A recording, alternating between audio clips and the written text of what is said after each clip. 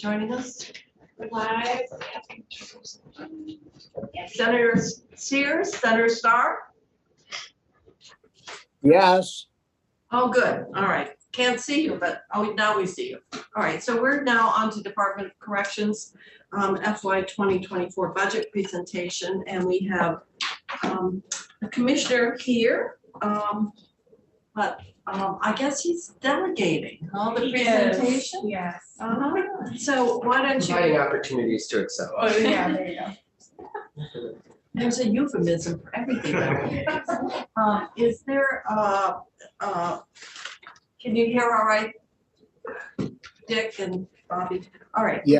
So, Commissioner, why don't you introduce your staff that you have brought with you today? Because we have new members of the committee. I don't know if you've met Senator Birchlick or not. He's the new vice chair.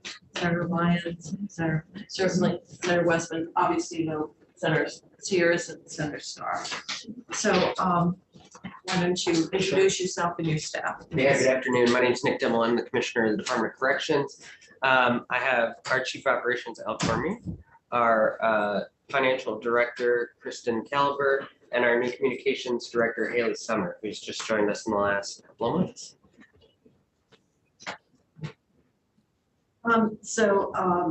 We have this very large tome, but as you know, we are the Senate, and we only like to, we're not going to look at, every line by line. Really want to look at it there. Sort of the highlights. Also want to talk more about the challenges facing the system. Senator Westman went to a dinner not long ago, and it really brought home the realities that you're dealing with relative to the staffing of the facilities and what that means from the perspective of the staff who work in those facilities. And so that I think is really important that we have an opportunity to get your perspective on that. And I know you did talk about it when you were in earlier, but maybe get further update. So why don't we get started, Kristen, with sort of the highlights. Sure. This Just the highlights. I can, Kristen Calver, Financial Director, DOC, for the record. I can make sure we leave time for that important conversation. So highlights, budget as presented, $189.2 million. 92.2% of that is general fund.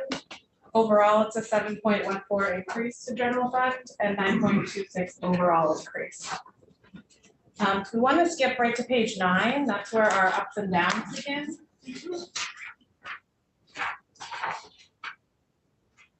And I just, I see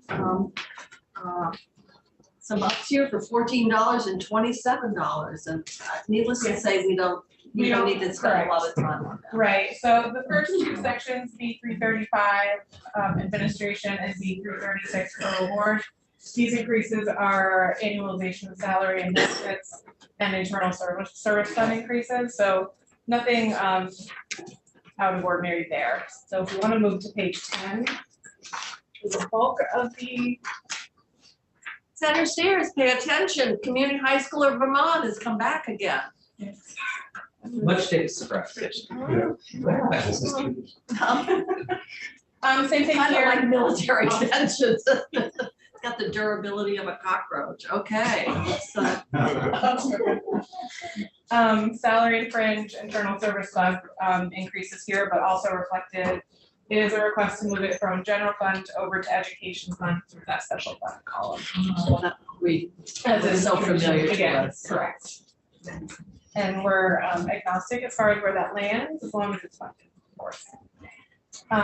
Next section down, B338 is where the bulk of our budget lies in the correctional services section. Boy, the healthcare contract's big one. Yes, that's our Jumps biggest right up. increase this year. 10.3. Correct.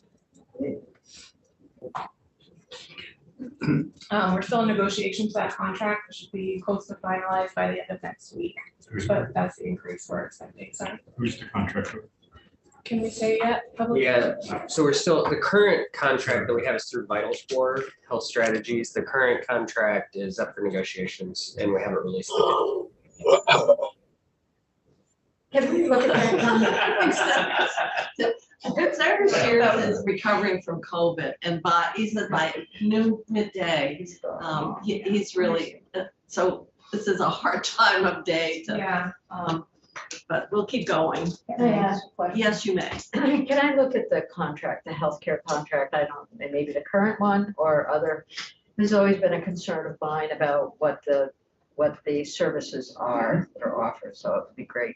And I know there was a report a few years ago indicating that we were one of the higher cost healthcare places in the country, and I don't know if that's changed yet. Well, it might be even higher now than we've I know it's increased of going 10.3. Gangbusters, but that would be great. So we can provide you the existing Yeah, contract, not and the- when the new contract is signed, we hope within the next couple of weeks, we could provide you a copy of Maybe we that. should sit together at some point. Absolutely. Thank you. Kristen loves walking through contracts. Do we want to back up to the 133? That's a position that we requested to move through BAA. It looks like it's going smoothly there, so that could be removed, depending on the result of that. Oh, the BAA is gone. Well, that's it. Is that what you said? What? Hasn't signed. No, but we've got, it's been voted out. Yeah, so as soon as that's signed, that would come off this balance. Yeah, right. Directly below the health services contract is the electronic healthcare record, and that is in tandem with the health services contract, and also to hopefully align with our vendor management system and to put on the same renewal schedule with that. Next down, the vendor management system. This is the annual maintenance cost increase. And let's see, Prison Rape Elimination Act over in the federal line. This is for the second year of funding for that federal grant award. And then next down is internal service fund. Facility and food, you're saving money? We haven't examined this in the past 10 years, what I found, but we have had a little over 30% decrease. So we just wanted to evaluate it to make things above Senator board. Steers, you remember years ago, what was that they were going to, Neutral loaf, yes, Okay. yes. neutral loaf. That didn't fare well. No, I didn't. I think that was only for certain groups of vendors, but I'm surprised that you could save 431,000 on food. It was a budget to actuals comparison, so And if I'm remembering right, Commissioner, when we talked about the out-of-state beds, you said that one of the things you had heard reported was that the food was so much better there than here. The other way, Oh, in Vermont, it's better, but in general, people enjoy being in Mississippi more. oh, I thought that was one of the arguments why they preferred. That's a positive thing to share about our system. Well, one, if you haven't visited this, and because of the changes that we made, and the population dropping in the prison system, this must track that. yes. That's right, correct. Although we've made changes, but we've also, where our reduction has really been is in out-of-state beds, but our in-state census has gone down as well. That's right. Yes. Senator. Oh, no, Senator, sorry. The other, the energy and utilities went up, which I'm assuming is because of heating oil and those costs, but diesel and gas went down, but those prices about also got. Right, I wonder, it's, the use have gone down, not the cost. and does but- that have anything to do with difficulties with transport? Did I hear something about corrections having issues with transporting? Not to my knowledge. I think that's probably a reflection that we were using our vehicles less in the last few years due to COVID, no in-person court, things like that we would traditionally use vehicles for I regularly. think you're thinking about the mileage and transport by state paid deputies, which is in the state's attorneys and the in sheriff's Right. office, so it's in the sheriff's budget. And it always has been, or was it? Yeah, always systems. The state paid deputies have that. Okay, we'll keep going. Oh, sure. The next several lines are all internal service fund adjustments. Mostly it's- Page 11, Justice Reinvestment 2, section 338.1. On Justice Reinvestment 2, when we negotiated the budget adjustment with the House, the $1 million that you had recommended to us, that would be for the IT, for the data system, the House did not want to agree to that expenditure at this point, but leave it to the big bill. So we still have that outstanding, although I happen to have here, and Senator Sears, we supported, obviously, the $1 million. And we have S14, which really, if you look at it, it has to do so much with the data of it that is really needed in order to make good policy decisions, et cetera, around recidivism and so forth. So, and it talks about advancements to your offender management system. Which was also a major recommendation of the JR2 report, was to improve the state's data system. Well, yeah, we agreed with you. Yeah. I'm just building the case on the record, I guess. Oh, okay. So my only point is, it's still outstanding, but I'm assuming that you still would support that $1 million for this purpose, and it seems like it's really essential if we're to, move forward within the policy framework here of the bill that we just passed. Yeah, and we've started those conversations and we'll continue them with the House to try to advance that. Great. No changes in Justice Reinvestment 2. We also have not proposed any changes in out-of-state beds. There's no payroll there, so no salary or internal service fund increases. The last change is P340, the recreation appropriation, and that is again just salary and fringe. So I guess this gets us to personnel, and this year, you had signed agreements with the union in order to preserve staff. I've seen some of the proposals that the union is advancing. It's like 2 pages. I couldn't keep track of them all. In terms of what they were putting out in terms of leave and what would be automatically approved to, you would get extra for this and extra for that. And it just seemed like quite a menu of ideas, or the extent to which they were throwing them out and saying, we expect, or we want to negotiate all of them. Yes. But I just wondered where you were relative to any additional side agreements, or because it does tie into, obviously, the staffing realities that you've got. Yeah, excellent question. So we are currently negotiating over an extension of the side letter that is in place right now. I am hopeful that we can get an agreement to extend that and keep provisions in there. And when we crafted the side letter that's currently in place, we really tried to target our key areas of pain. So security staff positions, field workers who are having to do accessory duties. Right. And that's our goal, to continue to really target those who are putting it all out there and going above and beyond right now. That's not reflected in here because we haven't concluded those negotiations. And any overages will probably be in the EAA next year. So are the field workers, are they the ones going back, working in the prisons? So field staff can volunteer to do that. That's not being required of them right now. Field But they staff, do transports. They Is that right, the do- hospitals? largely they're doing hospital coverage, and that is mandatory, or they're on standby list in case a case goes to the hospital and can't be covered by a facility. So do we have any numbers of the people that are field staff that are going into the prisons and and my terminology is good. Sure. Basically would be what the prison guards are and doing. And I apologize to anybody about my terminology, but sitting in the meetings, listening to the way it was portrayed is that yes, it may be volunteer, but they're pretty much expected to go in, and a majority of them are having to do that. To actually do shifts in the facility? Yes.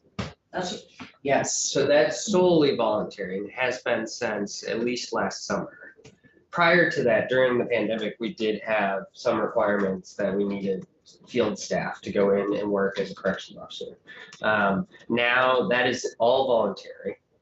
So any field, probation, parole, community corrections officer that goes and works a shift in a facility is doing that on a purely voluntary Do basis. we have any numbers of people that are working overtime? And at some levels, how much overtime? Granted, I went to the dinner that the SEA had, and I have no way to judge what this is across the board, but when they asked the question to the group, how many are working over 60 hours a week? And when basically 3/4 of the room raises their hand, some are raising their hand at 80 hours a week that they've gone. And people are talking about doing this week after week after week. And I have no way to judge if this is, a unique group of people but across the board, if we had some figures to be able to. or facility by facility, because I think your testimony indicated that different facilities Yeah, had experience it different pressure. That's right, and we could, by and large, we can show you that facility by facility and what the kind of overtime picture looks like. It's a little misleading at the moment because in our last side letter agreement, we moved to 12-hour shifts from 8-hour shifts. And the way that the contract is structured and what we agreed to in the short term is to pay overtime after 8 hours. So everybody is working automatic overtime for those 4 hours extra a shift. In 4 of our facilities, that schedule is running on what we call a 50-50 schedule. So you work 7 out of 14 days in a pay period. So really, the total number of hours comes down that you're actually at the facility.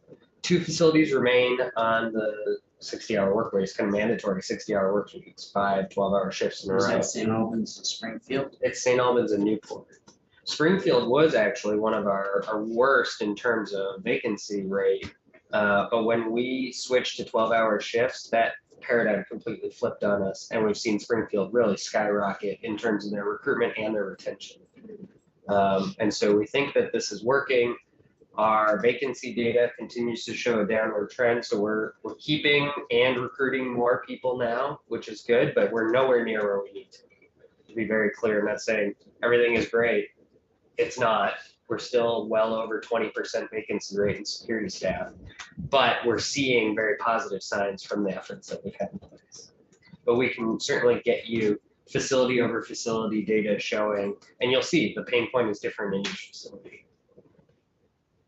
Al, do you have anything you want to add to that? I think Commissioner I covered mean, you it. spent a few hours of your life in that environment. I have, again, we're seeing the improvement in the recruitment efforts. We have highlighted and added recruitment specialists to each of our facilities, which are doing wonders for that. That is their main focus. Instead of having somebody take on an additional duty and having 3 jobs, they are focused on recruitment and retention. So when someone new comes in, I mean, working in a facility is obviously a unique environment. Many people, when that door slams behind you, it gives, they have a different response. Yeah. I didn't have much of a response, but do. And so do you have sort of mentoring or support or whatever to help when new people are coming in to work in that environment. Because I remember years ago, there was research that showed even the most liberal of people and attitudes, after a period of time in that prison environment, and the behaviors that they're confronted with and so forth, it's very hard to maintain that level of humanity or patience or how to maintain the most appropriate response so that you're not escalating the situation. So just wondering how that works, because it can be, it can be a pretty demanding environment. Yeah, so when we hire somebody, they come in and they're paired with another correctional officer, what we call gap hiring. So we're able, historically, we hired somebody and they may have to wait 3 or 4 weeks before they could get to the academy. We would then lose staff because I can't wait 3 or 4 weeks for a job. I need to start working now. So we started the gap hiring program that brings them in 2, 3, 4 weeks before the academy starts. They're paired up with another correctional officer, working with them side by side, getting to know the facility, getting to know the processes. They then go to the academy. When they return from the academy, they have a 2-week shadowing period where, again, they're now certified correctional officers. A lot more of the responsibility falls on them, but they still have somebody that they're working with to guide them, to help them. And while it's a 2-week period, those staff are still there to work with them as needed. I would say the biggest thing that we've done that has had the most impact with our staff in the area of support is our peer support team, which is an internal team of correctional officers, probation officers, field staff, facility staff that are trained in critical incident stress management debriefing that can work with their peers. And if they are having a tough day, they're having issues on the outside in personal life, or there's a traumatic event inside of the facility, they get to sit down and talk. I mean, we basically built our own internal EAP system that is really focused on corrections, and we've seen success with that. I hate to be the downer about this, but that was one of the biggest criticisms I heard at the dinner with that most of the people, or a significant number of the people that were doing mentoring, were people that had worked in the system for less than a year, and that these people were not really in a position where, having worked there such a short period of time, that they were able to be the kind of mentor that new people coming in. And what was suggested was that we're getting people through the trainings and everything, and then you're not able to retain them at the levels that that people had seen in the past. So, and I'm just throwing that out there because it's what I'm hearing, what I was hearing. I mean, the data doesn't bear that out. We've heard that story as well. It is true that we're likely, if we're going to lose somebody, we're likely to lose them in that first 2-year period. But that's been true historically as well. And for reasons that aren't entirely clear, to be honest, in the last year and really in the last 6 months, we've seen the retention amongst our academy classes much higher than normal. We're also running bigger classes than we've ever run. So we had an academy start on Monday. It's twice the size of our average. We had an academy class last fall that was 3 times the size of our average. So that speaks to the recruitment efforts. And to your point, you know, I think It's not my point. I'm relaying what I'm hearing. Sure. The mentorship, the FTO program, supervision, you know, kind of the supervisor rank in general, I think all is a growth area for us. We need to focus in and make those better. And we were just having a conversation yesterday about how we formalize a real mentorship program in the department beyond just the field training officer program and those kind of You initiatives. should be careful who's mentoring, because you want to have a mentor that is really Right. going to be exhibiting the very kinds of That's skills and Right. expertise and behavior and values.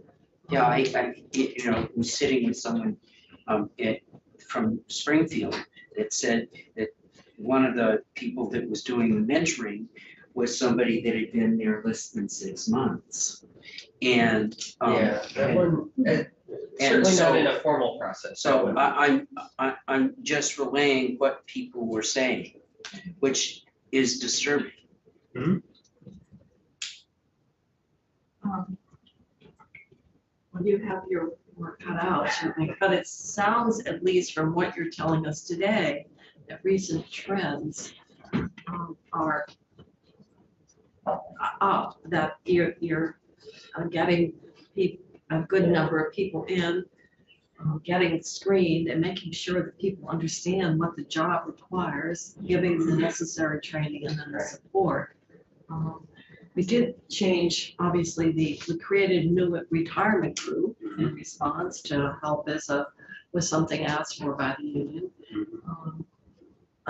That people debated that, but we've heard that in fact people do value what their retirement benefit is, even, and some people say, oh gosh, when you're 25, all you're concerned about is the hourly wage, but apparently that's not the case. So it's hopefully been helpful. Yeah, I think that absolutely was helpful. It was helpful. Okay. I mean, I think just in general, I would say we're seeing positive signs in the recruitment and the retention work, but we're still in crisis. And so while it's a positive direction, people are still experiencing crisis on a daily basis. So it's difficult to say, yeah, everything is feeling better, because it's not feeling better yet. It's looking a little better on data points, but it's going to take some time before we kind of come out of the storm.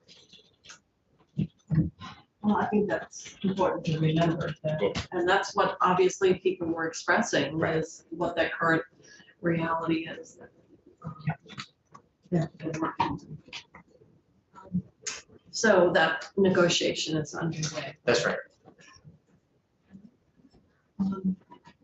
Other questions or comments? Yes. How long is the training of the Correctional Academy, yeah, the academy? 6 weeks. We just recently added a week. Do they have to go to Pittsburgh for that? No, it's in Lindenville. At where? At VU? No, it's actually in the business development part, the industrial park. Sorry, Oh, that's- okay. Industrial park, that's the word I'm looking for. Yeah, I know Yeah, where. It's in the industrial park, so we have an academy building there. Oh. Yeah. Right. Northeast Kingdom wins again. Other questions that anyone might have? Senator Sears, any questions? No, we've covered, I think, we know the difficulties you've had with staffing. And kind of the end of the system, so to speak. Yeah. So, but we hope that maybe the House will agree on the IT, because it seems like the data is so helpful. As you're trying to do policy and move forward on that. So I think then, the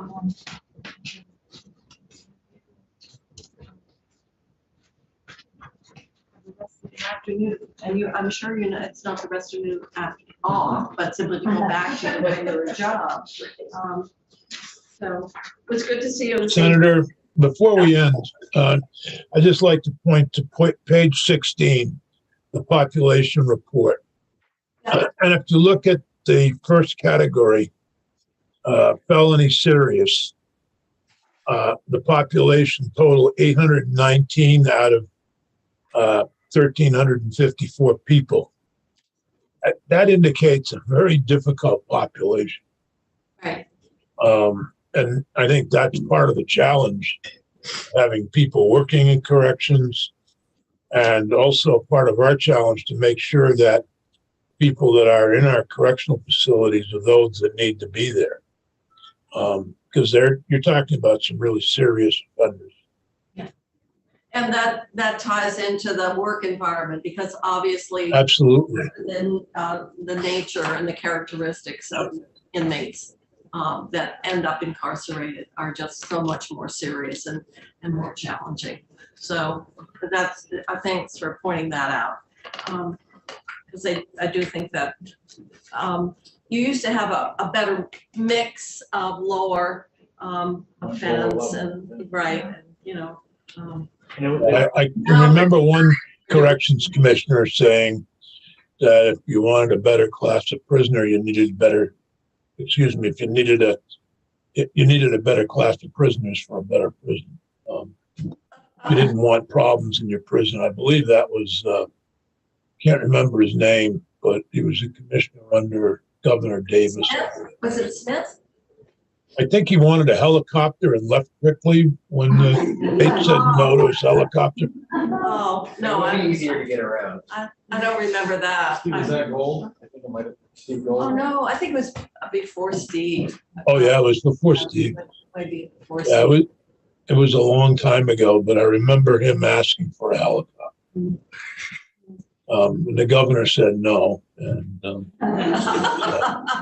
Maybe it was the one that came in uniform and we had lightning stripes on his pants and, I think you might be right, Senator. oh my gosh, that's ancient history, Senator Sears. So any other comments or historical perspective? Okay, some of us have been around a long time, but thank you for coming in today, and it's important work and it's challenging work, and we will see how we can proceed, and hopefully the $1 million will get added in the House will agree to that. So thank you. Great. Thank you very Thank much. you. Thank you. We've got public safety waiting on Zoom. Okay. Public safety. We don't even have the commissioner today. Okay.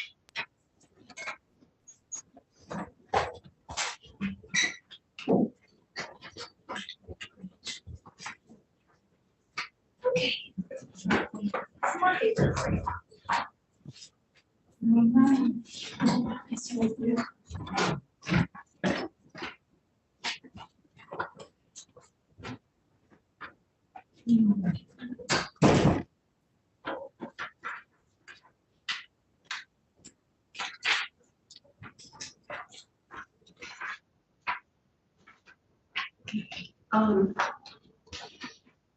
They don't have to see, they have a bunch of stats. Is a deputy commissioner on? I see Rick. Bottom Going back.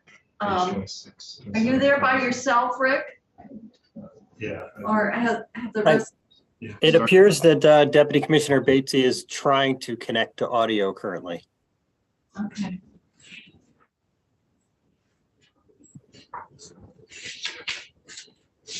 Is Colonel Birmingham with us today?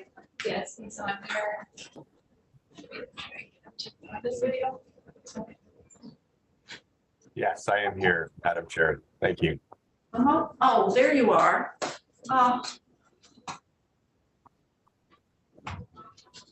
Madam Chair, in the interest of time, if Deputy Commissioner Batesy is unable to connect right off, I could begin the presentation and you could hear his opening remarks later if That would that's be what you wish. And probably you would have been asked to do that anyway. Is that correct? Great. Are you ready for me to start? Yes, why don't you start then? And we have documents, obviously, the Senate deals more on the high points, what you have for challenges.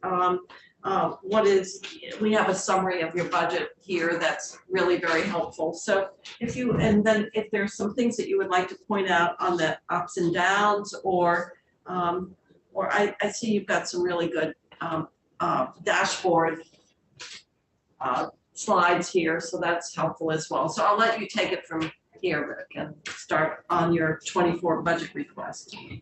Thank you, Madam Chair. For the record, Rick Hollenbeck. I'm the Director of Finance and Administration at Public Safety. Thank you for the opportunity to present our fiscal year 24 budget proposal. I would like to jump right into the ups and downs form and go through the changes, and I will try to kind of skip over those items that don't require a lot of explanation, such as internal service fees. Yes, because we see that in every budget, so great, thank you. Okay. So starting with the first line in state police, which is entitled Pay Act, that is the result of the collective bargaining agreement with the VSEA, 3% increase in pay, as well as a market factor for the dispatchers. The next line entitled Benefit Changes is the biggest drivers there are the increase to the health costs and retirement rate. And obviously, feel free to stop me here if there are questions. Well, those are the big ones, so yes, keep going. The next one being a very big one, the new sworn contract, the collective bargaining agreement with the Vermont Troopers Association. There's an 8% increase in the salary costs. Next line is a new federal position that we have currently. It's with the Agency of Administration and should be routed to the Joint Fiscal Office very soon. The purpose of this position is to change the boating law administrator position from a trooper, which is currently a trooper who runs that recreational boating safety program, and we'd like it to be a civilian. So we've budgeted that here in anticipation of the approval from the Joint Fiscal Committee. Okay. Victim Services Director on the next line. This is actually not budgeted correctly. The general fund increase is correct, but the decrease in the interdepartmental fund should actually be a decrease in the federal fund.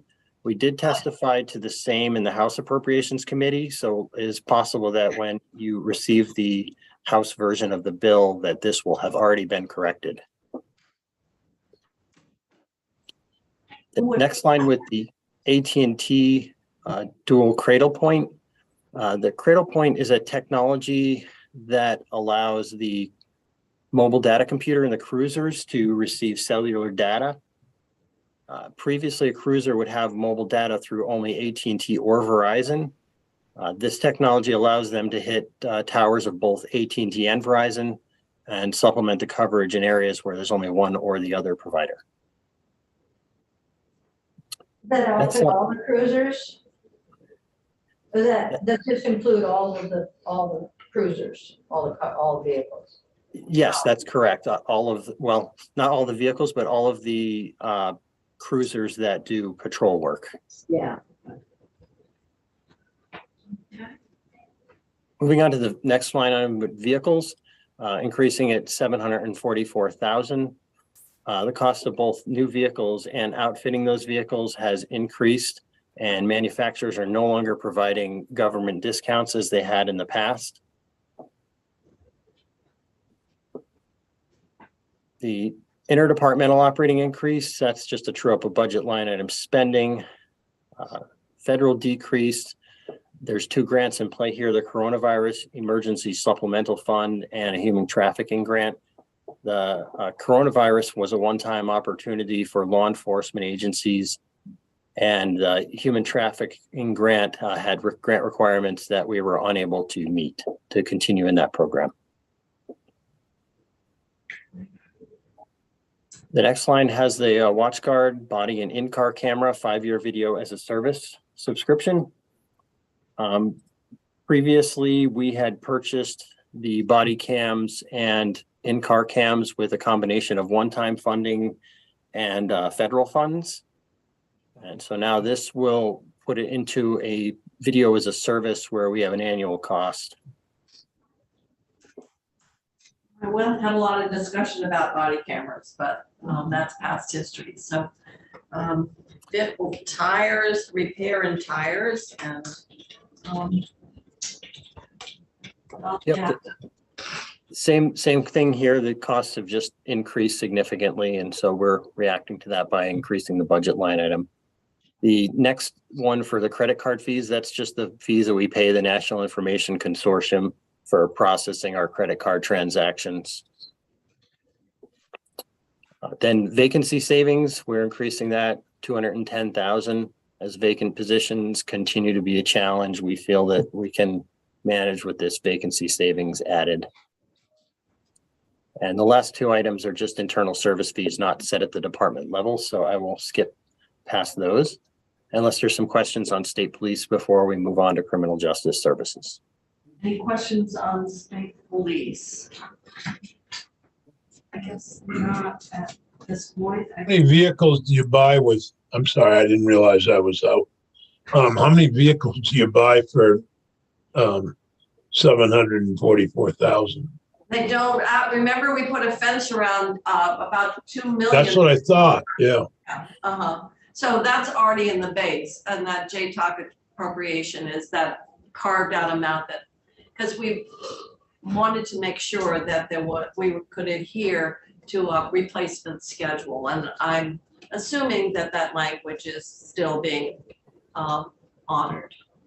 That's correct, Madam Chair. The 2.1 millions that is walled off in the transportation fund is,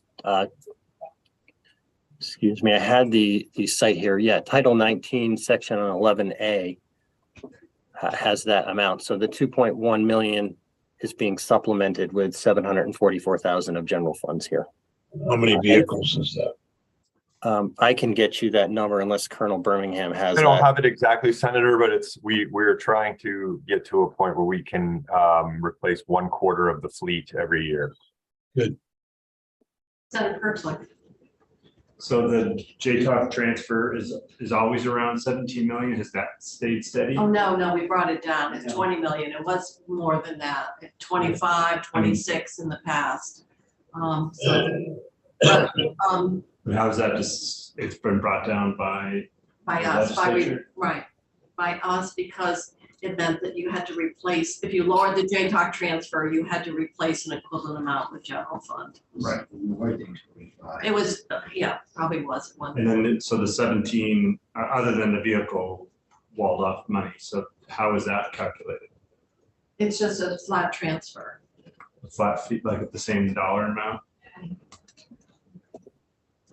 I mean, the question is, should it be reduced? But I suspect, and different states do it differently, but Vermont has used this system where we've used our state trooper resources for highway law enforcement, except for the commercial vehicles, which is done by a DMV.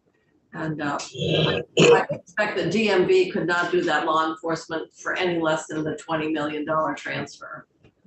And so the 17 million, is that statute or just every year that's the number and they just always propose it because it's just by? The governor's, it would be in the budget. It's been dropped down. It's been through the budget process. Because it was higher. There was a calculation done one time about how much work was done By the state police. by the state police and in a relationship. This grew out of, not out of that, if you go back to the very early 1990s, transportation. When the state got in financial trouble in We raided the fund. well, we didn't, I'm not sure that I would call it a rating of the fund. I know. But after the run-up in real estate in the late 1980s, the deficit on a $650 million budget, we carried a $500 million hole. And they cut over 400 state employees.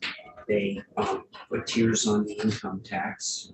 And they took 1/3 of the money from transportation at that point in time, partly because it's where the money was, and transportation at that time didn't have bridges that were 80 and 90 years old. We had some capacity. So So it doesn't increase with like the pay act or No, anything? no, it's a flat, no, and it's been adjusted downward over the Every years. year since. I have a question about I guess, you have a new system, Valcor, came in a few years ago, and there were, some startup complaints and, how that interfaced with your current and for troopers. And so has that been, how is that system working now? I gather sometimes, at least a couple of years ago, troopers were kind of frustrated with how the old system used to give access much quicker to the information they needed. And I see Colonel Birmingham, you're shaking your head, so you know what I'm talking about. I do. Yeah, yes, Madam Chair. As with any new technology, there were issues on the rollout, but we have worked through a lot of them over the last couple of years. And we've reached a point where it is functioning much better than early on. And, there's always things that we need to work on, and we will continue to do so, but it's improving every day. And so I think those frustrations you hear about are fewer and far between. Okay. And one of the things, and I know Rick highlighted the dual cradle point. One of the issues was connectivity in the cruisers in using the mobile data computers. So those dual cradle points have improved the connectivity substantially, which was a lot of the issue when their computers would drop the cell networks. The troopers were having a hard time connecting, which means they were having a hard time accessing information. They were having a hard time doing e-ticketing. So that has improved their connectivity greatly. Okay. Well, thanks for the update on that. So Absolutely. maybe hopefully a past chapter. We've kind of gone down history lane here in terms of the JTOC transfer. Anything else relative to state police, or we'll move on? Okay. Not a whole lot here with criminal justice services, but we'll let you go. And I see we have the deputy commissioner here now. So shall we continue to go through the ups and downs, and then deputy commissioner can offer additional comments or information? This is your opportunity to give us information you think would be helpful for us to have, or you want us to have, or what you may not want us to have. Thank you, Madam Chair. I'll let Rick keep going, and then if there's anything I can add at the end, I'll be glad to. All right, so back to you, Rick. All right, sounds good. The first couple lines, the VSEA increase, and then the health and retirement rate. Third line, overtime. We have a slight down in special and some federal related Homeland Security related overtime decrease. Those tend to vary. What we spend Homeland Security money on tends to vary each year depending on what the award contains. This new federal award on the fourth line, the SMART grant. This is a grant that will allow us to upgrade a central offender management system called Offender Watch. I believe mostly the sex offender registry is what's contained in that. The next line is an increase for fingerprint requests. In calendar year 22, VCIC set a record for the most civil fingerprints processed, over 22,000. They don't expect that volume to decrease in the future. This doesn't cost us anything.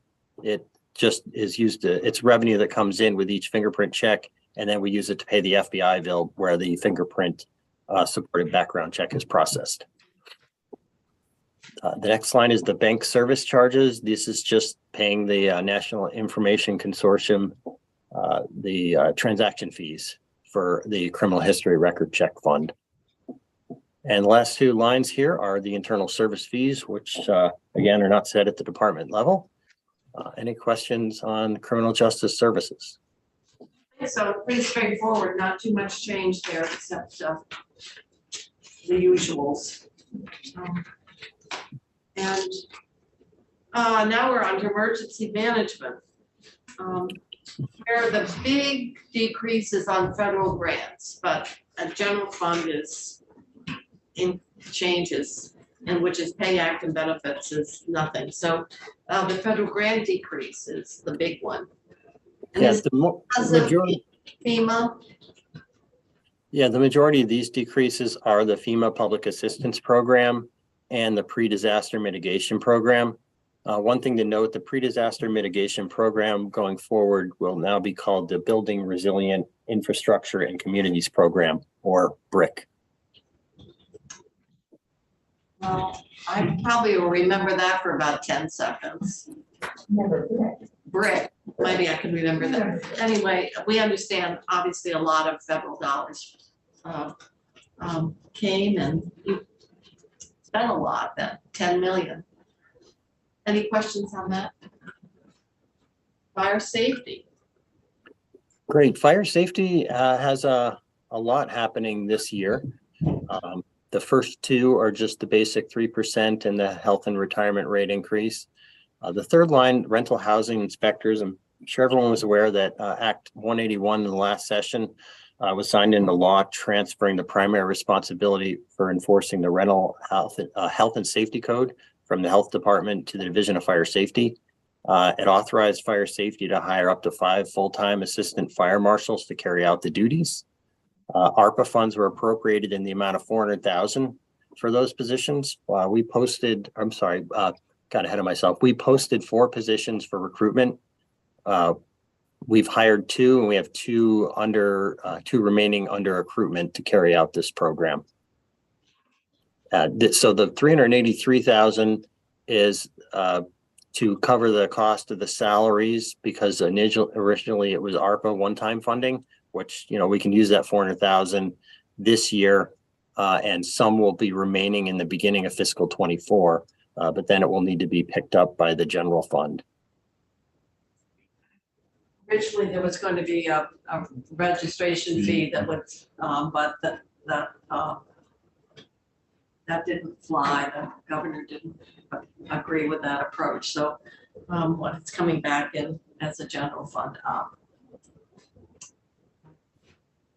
Well, I know the municipalities felt that in many of these cases, little towns like Hardwick, to do some of these, rental inspections, they didn't have the expertise. You can't ask the local volunteer, health officer. And so I know it's an additional duty, but I guess I want to say, I think this division does great work. It's out there supporting a lot.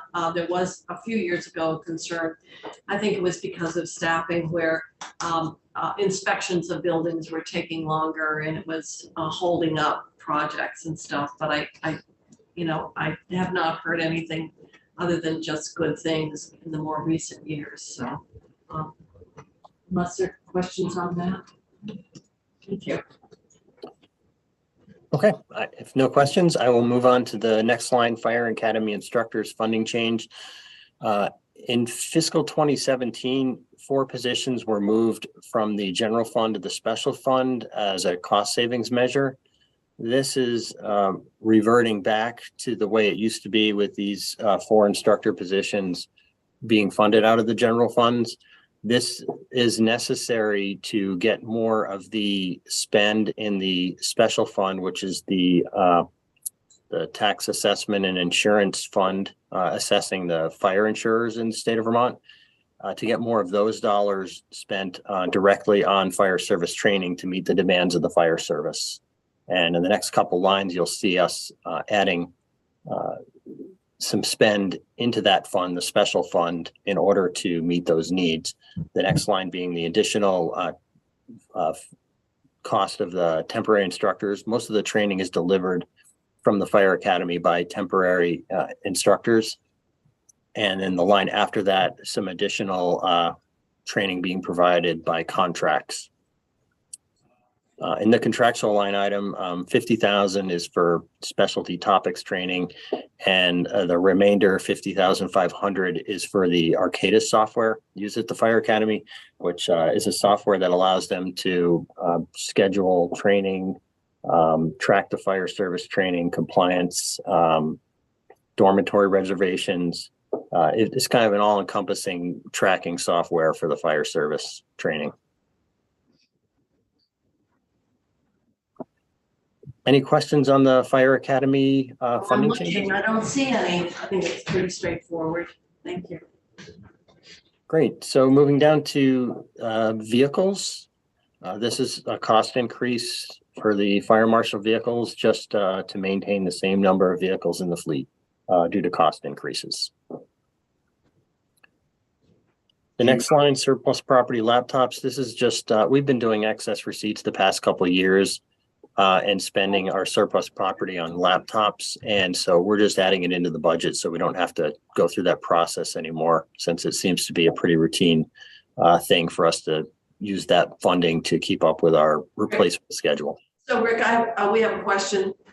Some vehicles are purchased through BGS, and then others get purchased directly. For the vehicles here for fire safety, are those spec'd out and purchased through BGS, or do you purchase them direct, and the same would be true, obviously, for the cruisers. Yeah, we do purchase those directly, but we use the BGS statewide contracts.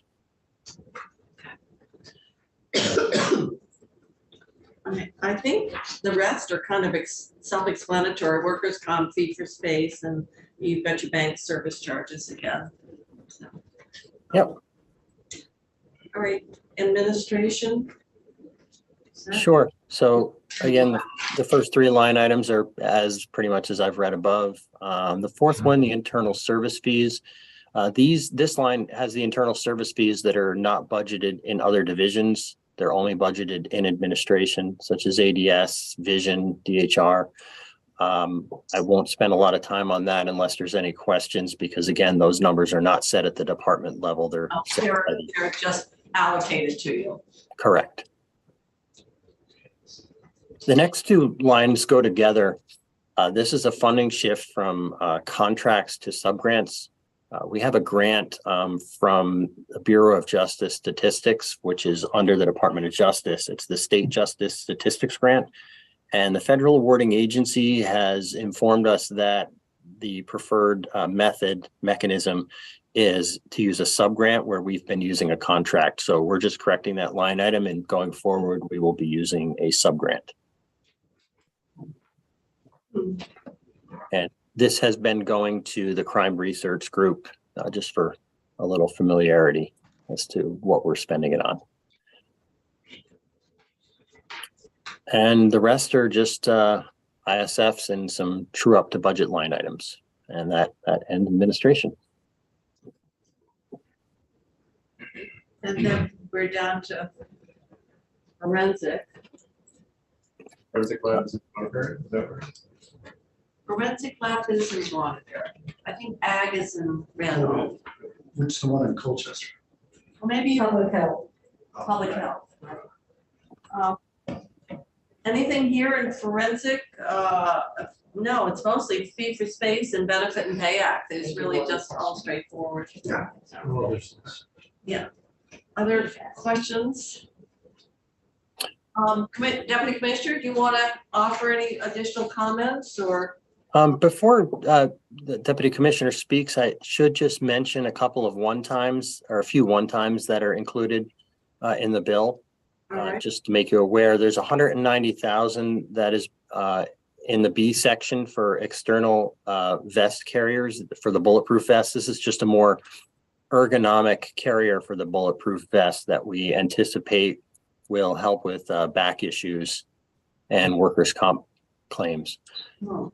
Mm-hmm. Any other one time?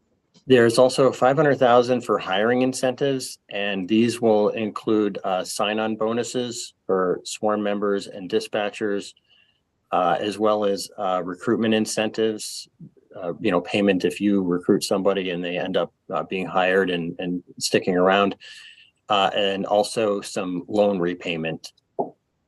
And the last one time is in the D section.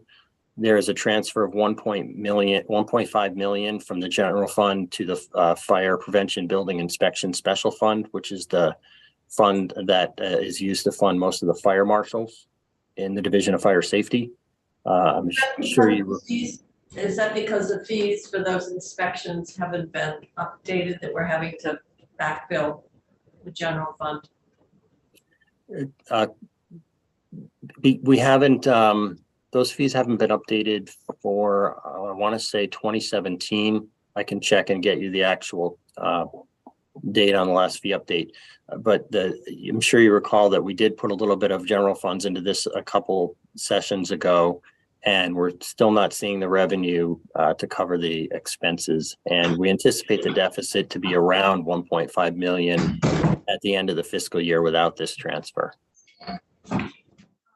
Well, we're seeing the need to backfill in a variety of areas with general fund, because if you haven't had a fee increase, and obviously your salaries have gone up, operating costs, et cetera, then those user revenues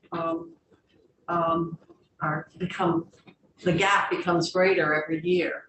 So 1.5 million here and 10 million here and whatever. Yeah. All right. And so that's your one times there. Correct. Question, Oh, on the Senator. one time with the loans, I assume those are education loans, repayment of education loans? That's correct. It's to repay student loan debt.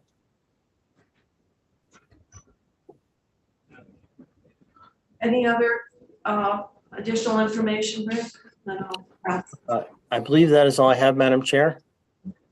So Deputy Commissioner Batsy? Good afternoon, everybody. I wanted to start off by saying I apologize for being on a little bit late. I had a technical difficulty. I could hear and see you, but for some reason I couldn't turn my camera on and had to do a reboot to get this thing started.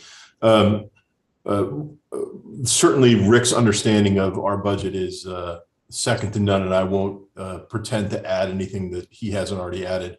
I appreciate that his testimony demonstrated some of the challenges that we're facing as we look at this complex time to be in public safety. And I also appreciate that this committee recognized a lot of the nuance that goes into these corrections and challenges and all of the bits and pieces that Rick described.